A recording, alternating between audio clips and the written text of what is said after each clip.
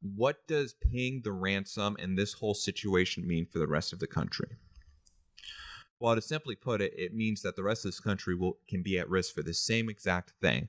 If it happened there on the East Coast, what do you think it's going to stop it from happening on the West? You saw Colonial Pipelines cave to Dark Side and pay the ransom in order to have their stuff brought back and to bring back the oil supply. Well, what if these other cyber criminal gangs or whomever else gets the idea to, let's do it again?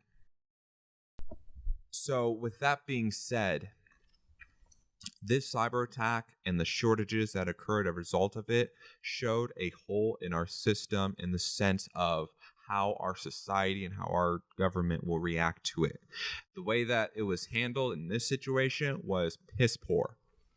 Absolutely, because it became just nothing but a lose-lose situation. People weren't able to go to work because other people were buying up all the gas. People weren't able to get groceries because other people were buying up all the food and everything. Trucks couldn't even have gas to transport food and supplies to different stores and different locations, to different towns and different cities. So different towns and different cities were becoming more limited on resources, attributing to further shortages or exacerbating of what chains they have of supplies. And it's just a cycle of bullshit, and it's just a domino effect that occurs.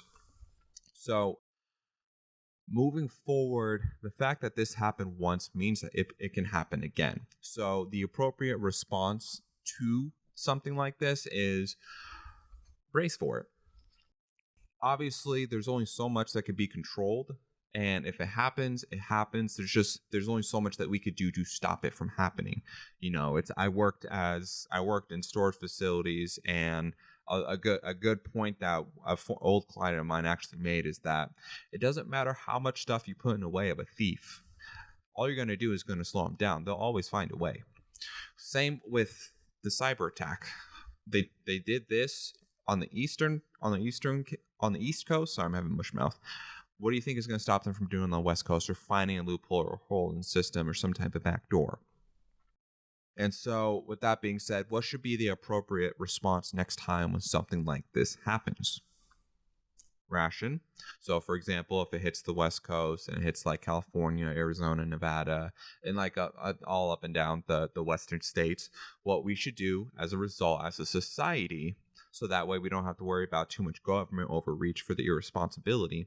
As a society, we ration, we conserve how much we go out and such things, so forth. And of course, this is asking a lot because, like, to an extent, everybody has their right to live their own life and make their own choices. And anybody else trying to stop them in a sense of trying to restrict their rights to do it is absolutely wrong. So it is more so providing incentive in the act, like this is a temporary sacrifice for all of us to later benefit all of us. And by the way, this is how majoritarian politics work. So if another cyber attack or another type of gas shortage happened on the Western states, the responsible thing to do on the societal end is to ration and conserve how much gas we get and what transporting we do. And by doing that, we're not going to have so much of a concern or a fear of the gas shortage becoming too out of control, because we'll allow the supply to catch up with the demand. By lowering the demand, you're going to allow the prices to fluctuate from going high as a result of the shortage to going low, to it's accommodable for the average Joe to be able to get to point A to point B to their job or whatever. So you just ration, conserve, carpool, do now. And then if a cyber attack happened on the West Coast and it also led to food shortages because the trucks couldn't transport the food and supplies, with the food shortages, the other responsible thing is to obviously ration what you get and obviously conserve what you get at home. So if, like with the toilet paper and water, you saw everybody during the pandemic hoard up all the toilet paper and water. It caused the prices for all of it to skyrocket, and it led to a lot of people, like I'm telling you, a lot of people, including my own household, having extreme difficulty not even just trying to find water and toilet paper, but fucking diapers and wipes. Like, I'm not even kidding. So if you ration and you conserve, you're going to allow the food shortages to dwindle as well, because the supply chain is going to be able to catch up with the demand. It's going to be able to catch up what it's lost, because you also have to remember there's an entire industry, an entire working class behind the toilet paper brand, behind the water brand. Who do you think is making the stuff? Where do you think the resources are being taken from? A lot of it be non-renewable resources, very limited resources, like toilet paper, for example, because we only have so many trees. And obviously that's a multi-dimensional topic to cover, because there's a lot of other factors that go in. But by rationing and conserving, you're going to limit the extent of the shortages. You're going to help improve it. You're going to allow the farmers, for example, the agricultural industry, the ones that are producing all of the food and supplies for us, you're going to allow them to catch up on their supplies.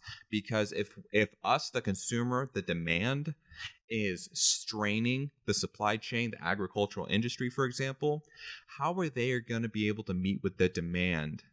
How are they going to be able to meet the demand under what budget they have, under what resources they have, when it is being strained so much? And you saw that also happen, for example, in Texas during the snowstorm. You saw resources become limited. You saw people panic buying. You saw people hoarding, and it creates a domino effect. And it's a really shitty thing too, because like at the end of the day, I could sit here and tell everybody ration, conserve as much as you want, but at the end of the day, everybody has their own individual right to say, okay, I'll do it, or fuck you, I won't do it, and that's okay. It's their right to do so. And again, it's a shitty thing, but we also can't impede or force others to abide by these things, because then you become the bully and you become the dictator when you start to force people to abide these things and stuff like that. And obviously there are other factors that come into play with that, because there are some situations where it's not actually forcing, but that's where the debate and that's where the actual conversation comes in to understand and differentiate the difference between forcing somebody and just setting something right. But that's why, as a society, as a collective, the gas and food shortages is going to harm all of us. So how do we respond? Well, we all make the sacrifice to conserve and ration, so that way 3 months or 6 months from now, we all don't suffer worse and we're all in a better situation. And again, that's majoritarian politics. That's majoritarian thinking. If we all have to make the sacrifice now, then we all will benefit from it later. And we don't have to worry about too much government overreach. We don't have to worry about all this extra BS that can come into play. Because guess what? History has proven time and time again, it can and will happen. Because as you saw, like I was mentioning with the Arab oil embargo, you had Richard Nixon start to do price regulations on the gas prices. You saw him start to say, okay, you can only get gas on this day out of the week, and then on this other day, and stuff like that. Or between this time frame, you can only get in the morning. Oh, then you can only get in the afternoon. You create too many holes, too many issues. And so, as I just keep on saying with the colonial pipelines, what happened in the eastern states with the shortages, if they would have, rather than hoard and panic bought, if they would have rationed, conserved, and act responsibly and had some fucking common sense, then the people would have been better off. Yeah, and again, that will apply to like any future situations. If another cyber attack or just something else completely different, whether it's a natural disaster or something like that led to these issues that happened on the West Coast, the responsible thing for us all to do is to ration and conserve in order to benefit us all.